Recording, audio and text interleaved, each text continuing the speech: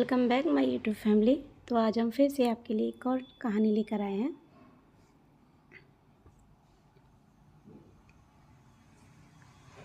मेरा नाम पायल है। मैंने अमर से 2 साल की डेटिंग के बाद शादी की है। शादी में हमारे खास रिश्तेदार और घरवाले ही आए थे। अमर ऐसा चाहते थे, वो चाहते थे कि शादी सिंपल ही रहे। हम दोनों यहाँ बड़े शहर में जॉब करते हैं। अमर के माता पिता गांव में ही रहते हैं। अमर कभी कभी ही गांव जाते थे।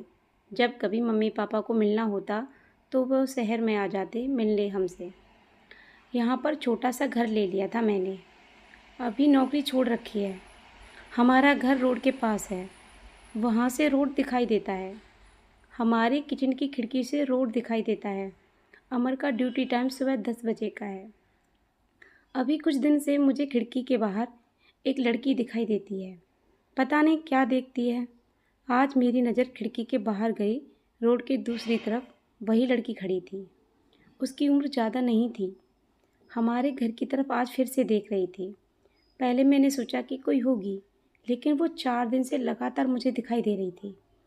मैंने मन में सोचा कि एक बार जाकर उससे बात करूं। शायद किसी और का घर समझकर हमारे घर की ओर देख रही होगी। अमर सुबह सोए हुए थे। आज फिर वही दूर खड़ी दिखाई दी। इस बार मैं बाहर चली गई। मुझे अपनी ओर आता देख वो घबरा गई। मैंने उसे पूछा, क्यों, आपको क्या चाहिए? आप किसे ढूंढ रही हैं? वो डरते हुए बोली, ये अमर का घर है। मैंने बोला, हाँ, आप कैसे जानती हैं? वो इतना सुनकर घबराकर चली गई। मैंने उसे आवाज़ दी, पर उसने सुना नहीं। मैं अपने घर वापस आ गई। मेरे आने पर अमर उठ गए थे। पूछा, कहाँ गई थी तुम? मैंने बोला, पता नहीं, एक लड़की हमारे घर की तरफ देखती रहती है। मैंने जाकर उससे पूछा, तो तुम्हारा नाम भी जानती है? तुम किसी सुंदर लड़की को जानते हो? अमर यह सुनकर भड़क गए। बोले, पागल हो क्या? कोई कुछ भी बोलेगा और तुम मान लोगी? यह सुनने के बाद अमर के चेहरे का रंग उड़ गया था। मेरे भी दिमाग में कुछ कुछ चलने लगा। अमर शाम को घर आए, तब मैंने इस विषय में कोई बात नहीं की। अगले दिन मैं सुबह उठी तो अमर पहले से उठ गए थे। मैं किचन में गई तो किचन की खिड़की लगी हुई थी और बड़ी मुश्किल से मुझ पर खुली थी। मैं कोशिश कर रही थी, लेकिन ऊपर वाली कुंडी मुझसे नहीं खुली। मैंने कैसे भी कुंडी खोलकर खिड़की खोली तो देखकर हैरान रह गई। अमर उस लड़की से वहां जाकर बात कर रहे थे।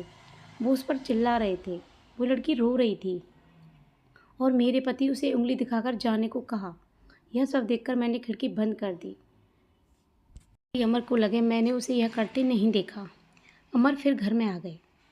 मैंने ऐसे दिखाया जैसे कि मैंने कुछ देखा ही नहीं। अब मुझे लगने लगा कि अमर मुझसे कुछ छिपा रहा है।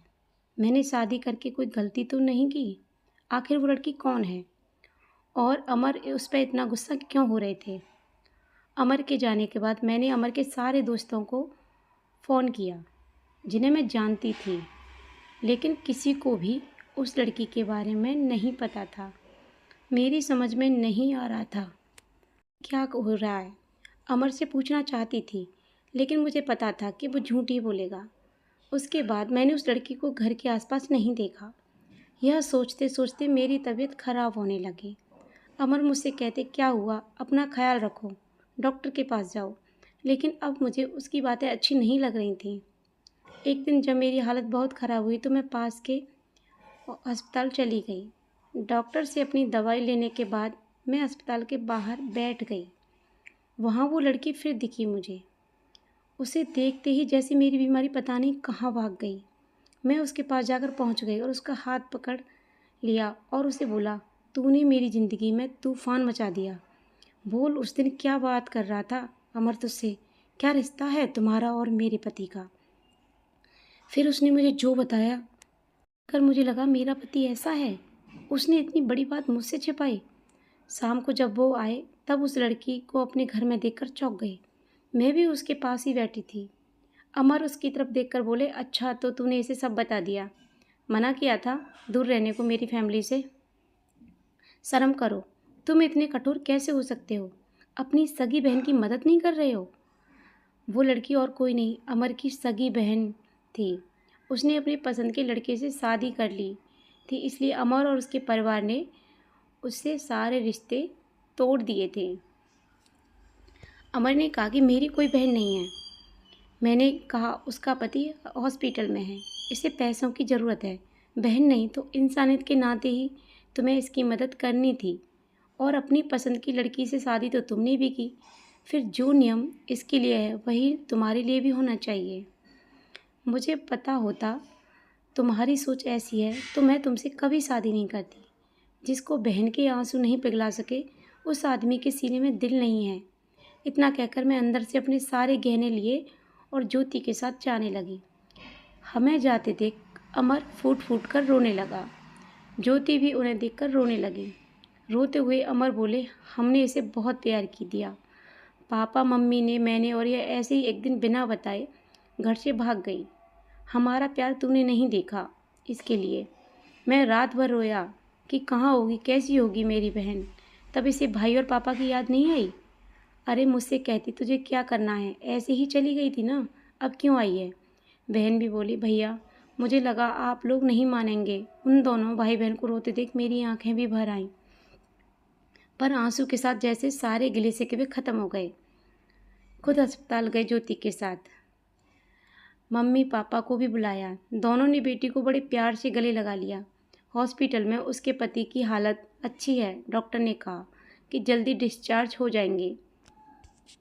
अमर की आंखों में मुझे एक अलग सुकून अब देखने को मिल रहा है। अमर ने ज्योति से कहा, अब कुछ करेगी तो माफ़ नहीं करूँगा। हमेशा मेरी बहन बन के रहना, जो भी हो मुझे बताना। और सब लोग खुश हो गए। तो आप लोग बताना कि आपको कहानी कैसी लगी। और अगर आप हमारे चैनल पर नए हो तो प्लीज़ हमारे चैनल को सब्सक्राइब करना, लाइक करना और शेयर करना। अगर आपको हमारी ये कहानी अच्छी लगती हैं तो प्लीज़ अच्छे अच्छे कमेंट करना। Thank you so much. Bye bye everyone.